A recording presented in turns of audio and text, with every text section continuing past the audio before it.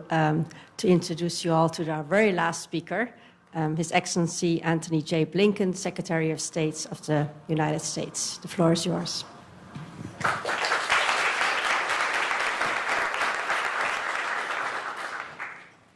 Thank you very much.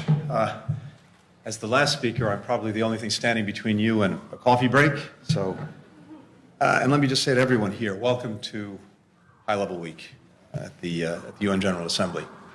As a veteran of that week, I've done it many times before, I just have 3 words of advice to everyone in this room. Take the subway. I want to at least be helpful today. Look, as you look at, for all of us, for my colleagues in particular, this week is full of events. And if we were to do everything that we've been invited to do, there wouldn't be enough hours in the day. So in many ways, the schedules that we do have reflect what's genuinely important to us and to the governments we represent. And so I think our presence here today is a reflection of the value give to this issue and to the Freedom Online Coalition. I just want to thank, first, Ambassador Tazib. Thank you, to the Netherlands, for chairing the Freedom Online Coalition this year, for hosting all of us here today. We're also grateful to Estonia, my friend, a leader, of course, in digital governance, for serving as the chair next year. To the fellow members of this coalition, and to partners from civil society, from the United Nations, from the private sector, thank you for joining us today. From day one, President Biden has made defending democracy at home and around the world a core priority for his administration. In the fight for our democracies in the 21st century, the front lines are increasingly online. Around the world, authoritarian regimes are weaponizing technology to censor, surveil, to repress their citizens. Meanwhile, citizens and civil society groups use social media and online messaging to organize, to wield smartphones to document human rights abuses, to share them with the entire world.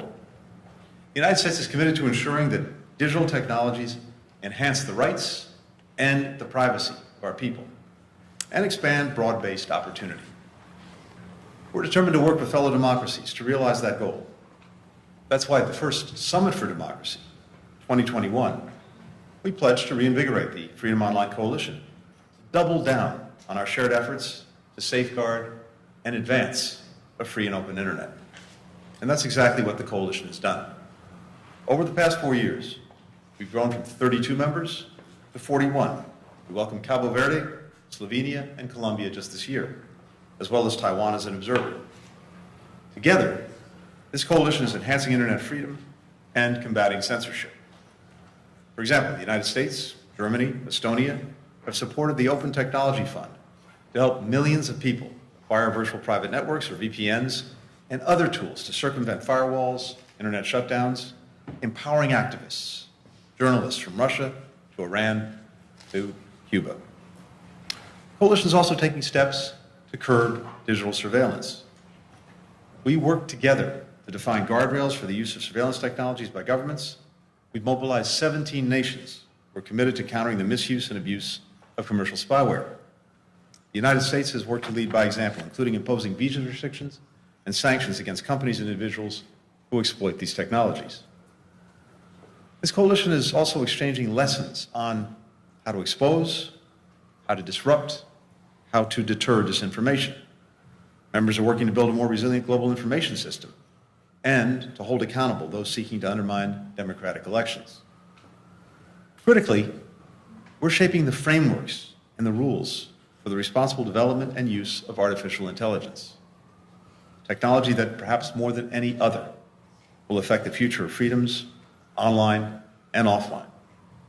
This year, the United States, with the support of members of this coalition, helped craft and put forward a landmark UN resolution to use safe, secure, trustworthy AI to promote sustainable development. Every member state adopted that resolution, the first at the United Nations.